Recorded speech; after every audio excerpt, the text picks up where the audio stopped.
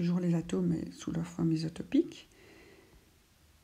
Et donc ici, on va travailler avec les masses atomiques relatives du tableau. Donc pour pouvoir répondre à cette question sur le bord, il faut aller voir la case du bord. Et quand on regarde le tableau qu'ils nous fournissent, ils ont arrondi toutes les masses, sauf celle du bord. Donc on voit qu'ils s'attendaient à faire une question sur les isotopes avec le bord. Donc on voit dans le tableau périodique que le bord a une masse atomique relative de 10,8. Et donc là-dedans, c'est la moyenne.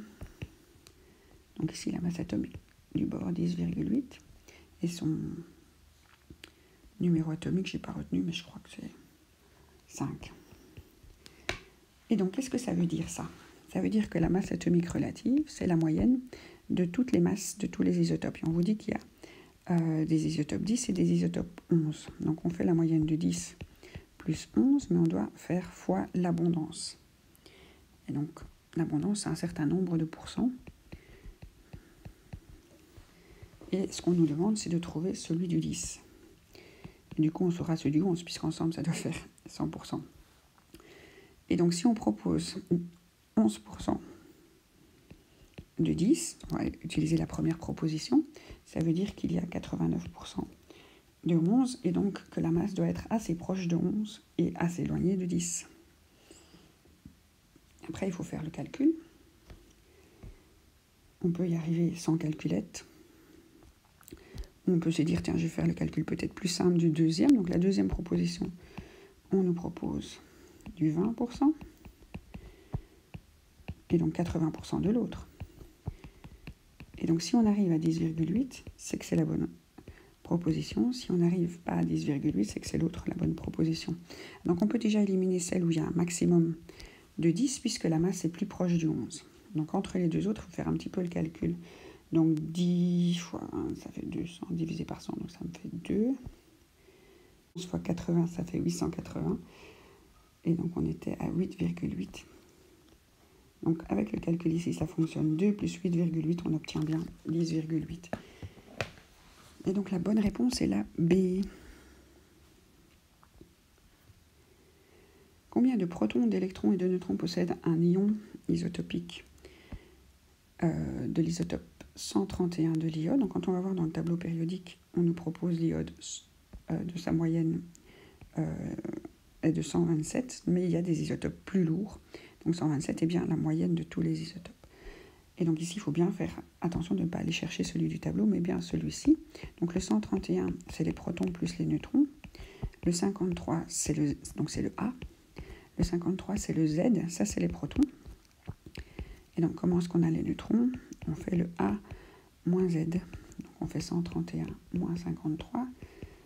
Ça nous fait 78. Donc 78 neutrons. Ça, c'est bon. 53 protons. Ça, c'est bon. Après, on regarde la charge. Donc, quand l'atome est chargé, ici, il a un électron en plus. Donc si c'était neutre, on aurait les électrons est égal au proton, égal au Z.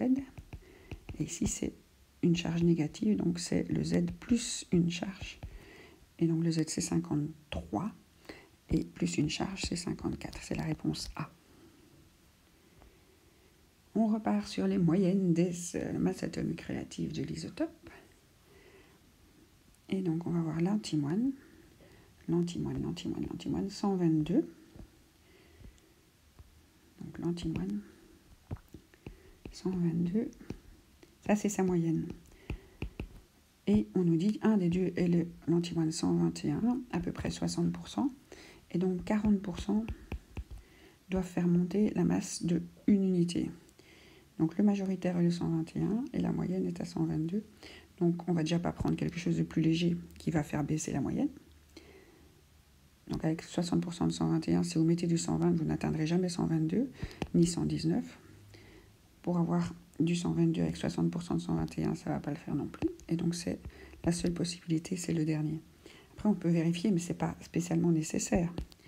Donc, la masse atomique relative de 122 qu'on trouve dans le tableau, c'est la moyenne des deux isotopes. Donc, 121, 123, fois leur abondance. Le 121, on nous disait qu'il était à 60%. Et donc l'autre est obligé d'être à 40%. Et donc si vous voulez vous calculer 121,8. Voilà, après c'est arrondi. Donc on est vraiment de l'ordre du 122. Donc la bonne réponse est la D. On y va pour la question 7. Alors on nous parle d'un isotope naturel qui existe pour le beryllium. On peut aller voir sur le tableau le beryllium, ce qu'il est ici. Sa masse atomique relative est de 9. Donc le beryllium, la moyenne, c'est 9, arrondi dans le tableau d'ici. Alors, est-ce que c'est le seul isotope stable? Bon, pas spécialement. Il pourrait y en avoir un plus léger et un plus lourd qui se moyenne. Si ceux-ci étaient les deux seuls isotopes stables, on aurait une moyenne des deux de 8,5. On serait au milieu dans le poids. Donc, si on avait quelque chose de plus lourd, on serait à 8, quelque chose. 8,5 si c'est 50-50 de nouveau. Si on a du 9 et du 12, là, ça va aussi faire basculer la masse plus haut. Donc ceci, le 12 ici, les 25% du 12 feraient partir la masse plus haut. Donc la A, c'est par rapport aux autres propositions, est la meilleure des propositions. Donc si on a une masse atomique moyenne de 9, c'est possible qu'on ait le seul isotope 9, mais les autres combinaisons de 9 avec des camarades, avec les abondances qu'on nous propose, font varier la masse moyenne ailleurs qu'au 9 du tableau périodique. Voilà, après, on va passer à une autre vidéo.